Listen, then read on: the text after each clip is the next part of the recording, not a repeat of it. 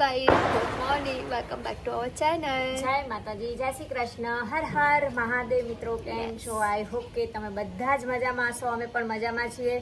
તો જો મોર્નિંગમાં વિડીયો કરી દીધો છે સ્ટાર્ટ. અમારા વિડીયોમાં તમારા બધાનું હાર્દિક સ્વાગત છે. અને આજથી શરૂ થતા દિવાળીના પાવન પર્વની આપ સૌને હાર્દિક શુભકામના અને એડવાન્સમાં હેપી ન્યૂ યર. અને તમને અમારો વિડીયો પસંદ આવતો હોય તો વિડીયોને જરૂરથી લાઈક શેર સબસ્ક્રાઇબ. તો જો ગાઈસ, અહીંયા દિવાળીની લાઇટિંગો લગાઈ રહી છે. રાહુલભાઈ આવે છે સ્પેશિયલ. યસ, લાઇટિંગ લગાવવા. હા, રાહુલ 58 ઇલેક્ટ્રિશિયન, આંગણના ઇલેક્ટ્રિશિયન. ફેમસ કરી દેવાનો રાહુલને પૂરી આપણે. એવું કોઈને જોઈતો હોય નોકરી માટે તો કહેજો.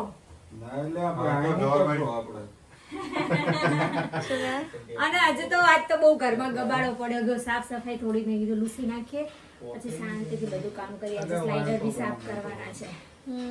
પેલા સામે મારા મિરર કરવાના છે. યસ, ઓકે લાગ્યો છે કરવું તો પડશે. સારું, ચલો લગાવો લાઇટિંગ. તો જો ગાઈસ, આજે છે 11 અને અહીંયા આજથી દીવા મૂકવાના સ્ટાર્ટ થઈ ગયા છે. અડધા આ ટાઈપના કરીશું અને અડધા આપણે જે સરસોના તેલના, જે અયોધ્યામાં સરસોનું તેલ વપરાય છે દીવા માટે, આપણે એ તેલનો ઉપયોગ કરવાના છીએ. યસ, દીવાનું ઓર્ડર છે ને એટલે બરાય છે. બરીશ તો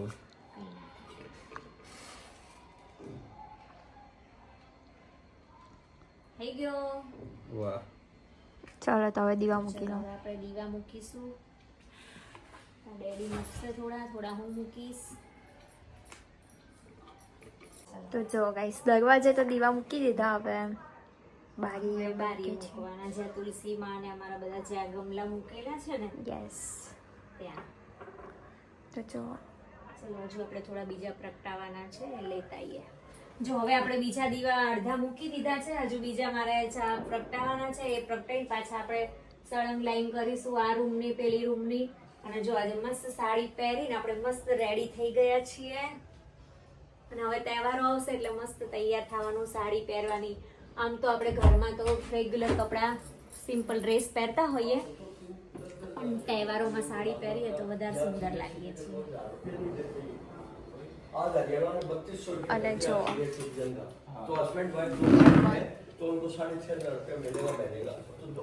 તો જો ગાઈસ, માસીને જાય છે હવે. મમરા લીધા એ લીધે માસી રાતના બહુ ભાવે. હા, મસ્ત બનાવે છે. કઈ બાજુ અને હવે જાય છે ગામડે. કામ તો બધું પતી ગયું, આડી પડી ગયું.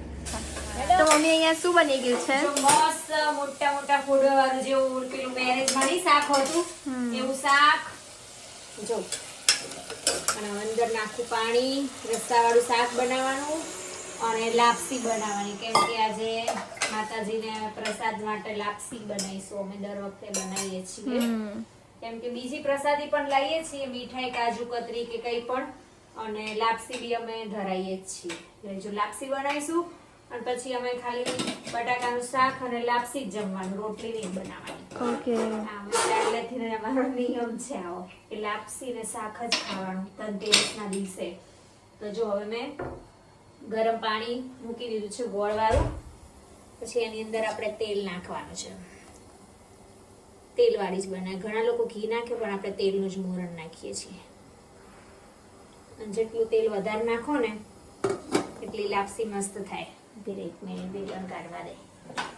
પછી એને મસ્ત આમ લોટ નાખતું જવાનું અને આ રીતના હલાવતું જવાનું.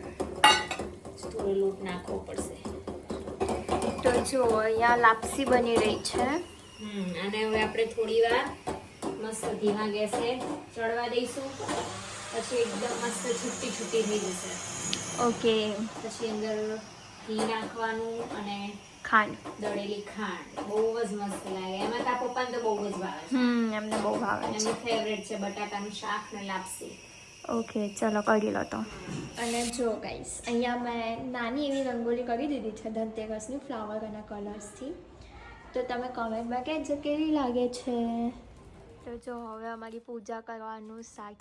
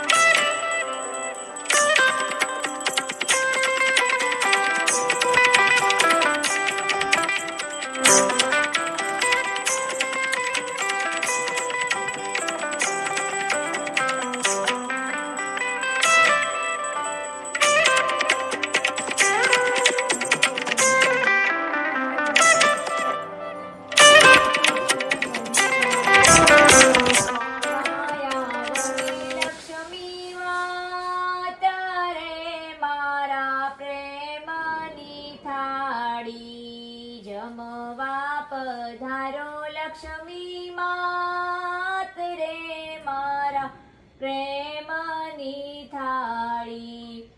મેં તો રસોઈ મારા હાથે બનાવી, વિધ વિધના પકવાન રે મારા પ્રેમની થાળી. જડ રે જમનાજીની જાળી ભરાવી, આચમાન કરો લક્ષ્મી માત રે મારા પ્રેમની થાળી. જમવાયાવો ને લક્ષ્મી માત રે મારા પ્રેમની થાળી. લવિંગ સોપારી જયલચી મંગાવી, મુખવાસ કરો મોરી માત રે મારા પ્રેમની થાળી. જમવા પધારો લક્ષ્મી માત રે મારા પ્રેમની થાળી. પ્રેમની થાળી. જય માતા.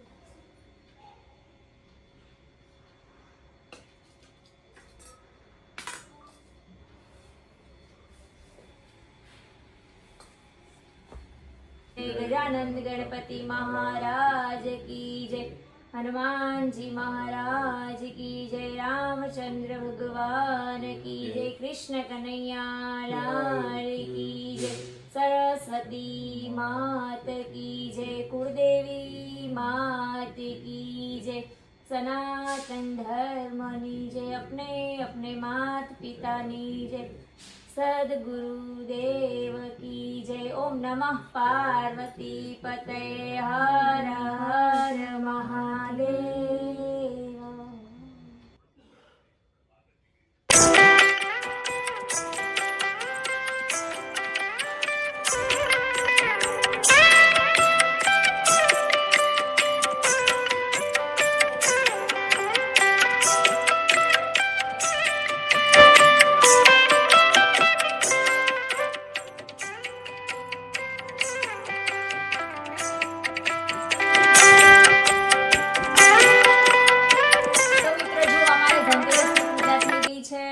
અને માતાજી લક્ષ્મી માતા બધાના મનોકામના પૂર્ણ કરે અને મને ધને સુખી રાખે અને બધાના જીવનમાં સુખ સંપત્તિ અને સમૃદ્ધિથી જીવન ભર્યું રાખે અને સદાય માં લક્ષ્મી એમનો વાસ રાખે બધાના જીવનમાં. એવી બધાને શુભકામના અને બધાને હેપી ધનતેરસ. મસ્ત લાપસી અને રસ્સાવાળું બટેકાનું શાક અને આવું પ્રસાદી કેમ હોય આપણે કેમ કાઢેલી છે રાજપરા ગયા કોઈ દિવસ હા માટેલ ખોડિયારમાંનું મંદિર છે ને ત્યાં આવી ખીચડી હોય છે, લાપસી હોય છે અને આવું રસ્સાવાળું બટાકાનું શાક. અને આ રીતના ખાવાનું પછી શાક ને લાપસી મસ્ત લાગે. આપણે રાજપરા નહીં જઈએ ના